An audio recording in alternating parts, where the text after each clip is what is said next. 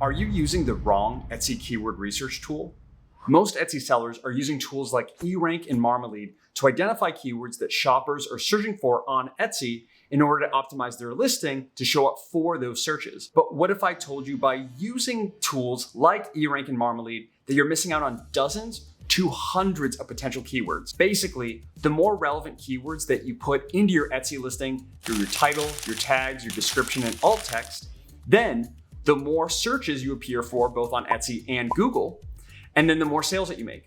So more keywords equals more sales. Less keywords equals less sales. In this video, I'm gonna show you the #1 Etsy keyword research tool that 99.9% of Etsy sellers have never heard of before. We're gonna cover what this tool is, why I believe it's the best, and how to use it to create a master keyword list that you'll then use to optimize your title, your tags, description, and alt text to maximize visibility and sales. If you're new to the channel, welcome. Hi, my name's Summer Hobart, and my wife, Allie, and I have generated over $1 million in sales of our own products across Amazon, Walmart, and Etsy combined. And every week, we post life-changing tutorials that you can implement today to grow your Etsy business. Just last week, we were able to help a fellow Etsy seller named Carrie grow her Etsy sales from literally $800 per month on average to about $16,000 per month. That's a 20x, making her one of the top 1% of Etsy sellers, and this strategy is a big part of it. So sit back, relax, and enjoy the video. All right, so what most Etsy sellers will do is use a tool like eRank, or quote unquote, an Etsy keyword research tool. And what we'll do is we'll go over here to tools, go to Keyword Explorer, as you see here, right? Then we can type in a keyword. So let's say in this case that we want to sell a men's leather wallet on Etsy, and we want to make sure that we optimize our listing to the max. So what we're going to do here is type in men's leather wallet, right? Just leave it as the USA. If you sell on another marketplace, then you can kind of set it there. I'm just going to leave the USA as default and hit search.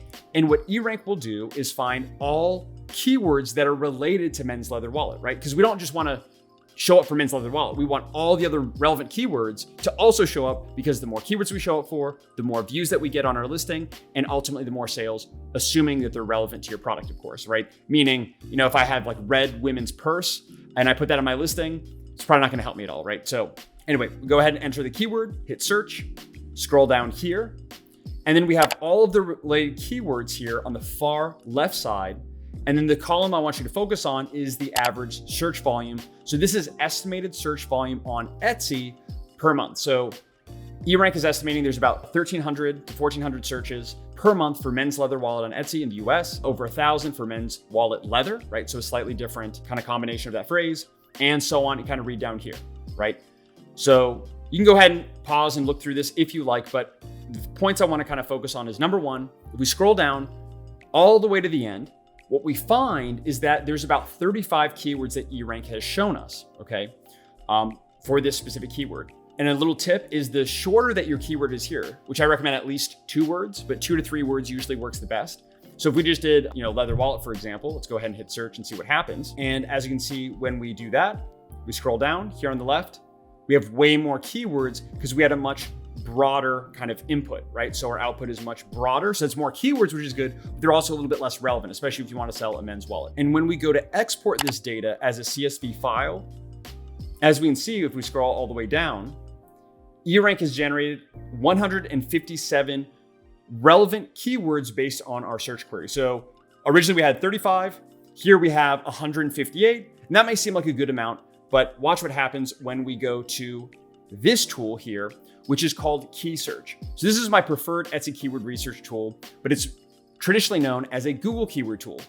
I originally found out about this tool from a blogger friend of mine who generates over $20,000 per month in profit just from her Amazon affiliate income alone.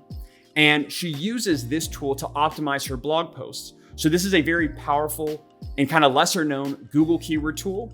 And you may think, well, I'm selling on Etsy, I don't want Google keyword volume. But here's the thing. So #1, when you optimize your Etsy listing can and should show up in Google search results as well, which is additional traffic and extremely powerful because Google is way bigger than Etsy is. And then #2, and the point that I want to share with you, is from multiple searches that I've run, and I've used a lot of different keyword tools, Amazon keyword tools, Walmart, Etsy, Google keyword tools, and others. And what I found is that over and over, when I do keyword research on eRank, all of these keywords that you see here, right? They will show up here in key search, and there'll be several additional keywords on top of that, if that makes sense. So basically, using key search, I can find all of the same keywords that I find with eRank and more. So guess what? If all of my competitors are using Marmalade and eRank, they're very limited. I'm gonna find keywords that they can't find and that they're not in their listing. So I'm gonna have additional keywords that no other seller has.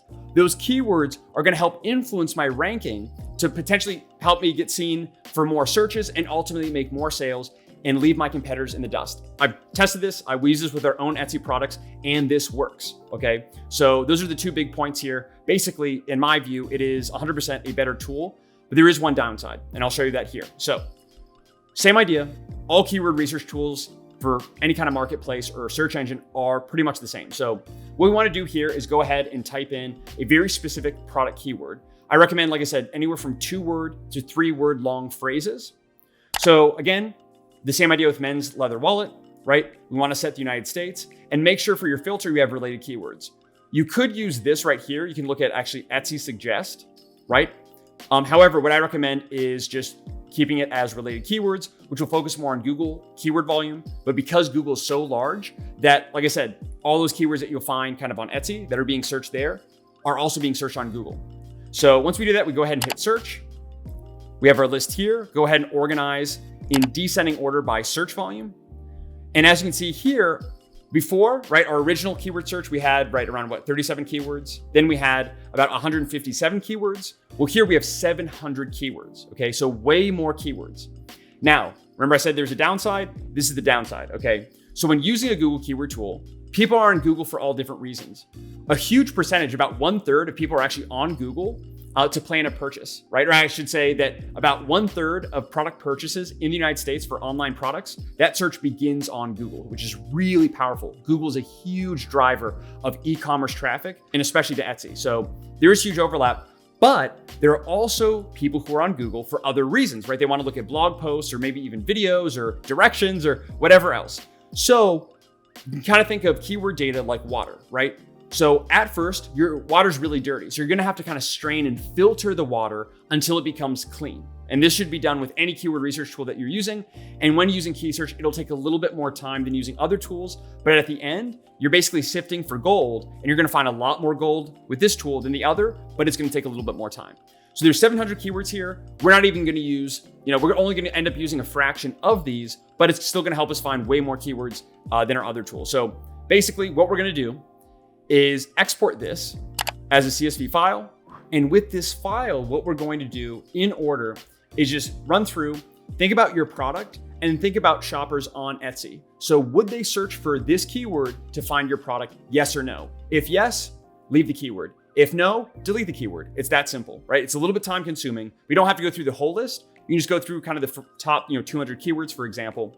But let's say that, so best wallets for men. So let's say we're selling a men's leather wallet, that's relevant. Leather wallet, that's relevant. Money clip wallet, let's just say for our specific style, let's say it is relevant. Men's wallet, trifold wallet, men's card holder, say yes. We get down here to area. So maybe this is a branded term, which you should definitely not be including in your title, your description, 100%. So let's say this is irrelevant. What we're gonna do is go ahead and delete this row. There we go. Same thing here, Michael Kors, that's a branded search, right? So I know certain Etsy sellers will actually include their top competitor brand names in their tags. This is completely up to you. I'm not recommending it. Make sure you read Etsy's terms of service. But as a good general rule, if there's a trademark term or kind of a recognized brand, you don't want to put that in your Etsy listing because that could create some problems, right? So especially not in your title, because then you're basically lying and saying, I'm selling a Michael Kors wallet, when in fact you're not. So we'll go ahead and delete, right? Delete row, and so on. And just kind of go through. So it takes a little bit of time, is well worth the time. And at the end of this, you'll have a list of all of the possible keywords that your shoppers are searching for to find your product on Etsy. So with this list, the next thing you're gonna do is then take those keywords and weave them into your title, to your tags, to your description, and your alt text in that order, because that's the hierarchy of kind of SEO importance on Etsy. And actually I have full video tutorials on each of these here on the channel, which I'll be linking in the description section. But before you go, there's one other really cool thing I like about key search, and this is going to help you with product research in case you've ever had issues with that. So if you see here on the far right of the screen, there's this column called score. So we can actually organize this column as well from lowest to highest score. So as you kind of see, right, we have all of these different keywords with your average score. So basically the lower the score means there's less competitors on Google for this term. The higher the score, if we go all the way down, right, especially here in the red, means the more competitive this is, right? So the more SERPs or search engine results there are on Google, okay? So what you can do, and this is really cool, and I've actually created products like this that are successful by doing this, is literally go one by one. So just kind of scroll through, beginning with the lowest score with relatively high search volume, go to Etsy, type this keyword into Etsy and see if there's a lot of competitors. For example, baseball glove wallet. Is there a lot of competition for this product on Etsy? If not, there's 2,400 people searching for this on Google, which by the way, there's also a lot also searching on Etsy, right, for this product-based keyword. That could be a good product opportunity to launch. Doesn't mean it's guaranteed going to be successful because there's all these other factors like product development and images and timing of the market and all of that. However, this is in my opinion, this is the number one way to conduct Etsy product research. Why? Because you're able to find products that no Etsy seller is doing. Because 99% of Etsy sellers follow the 99%. If you want to be the top 1%, you need to not do what everyone else is doing, right? So baseball glove wallet would be a great example. Men's Italian leather wallet. Maybe there's leather wallet, but is it Italian leather wallet? Is it an Italian flag that people are looking for, right? Shark skin wallet. There you go, 320, which is decent. I like to see 500 plus, but not bad, especially if you're kind of getting started out, et cetera, right? And kind of going down.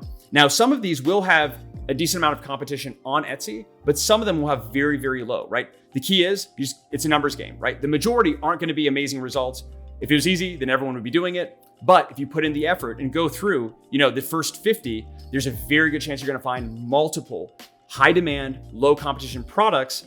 And I almost wasn't going to share this last tip with you because it's so valuable, but we share everything here on the channel. So I hope you liked it. And if you did, be sure to check out our full Etsy SEO playlist. We'll be linking in the description section where we talk about title, tags, description, and more to literally 20x your Etsy business, or at the very least, increase profitability starting today. So as always, thank you so much for watching. God bless. Look forward to seeing you in the next one.